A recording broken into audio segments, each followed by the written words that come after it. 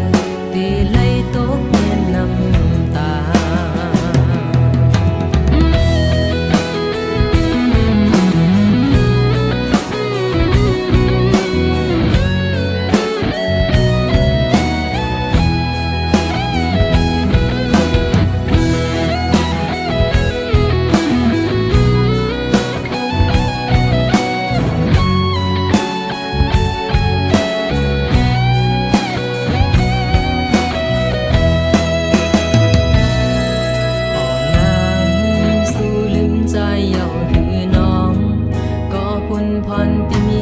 แย่ผมจางไปห้องเจอสู่อ่อนนางสู่ลืมใจเยาคือน้องก็เปิดเป็นไว้เงาห่มก็เปิดเป็นไว้ตั้งสองนั้นใจเต้จางลืม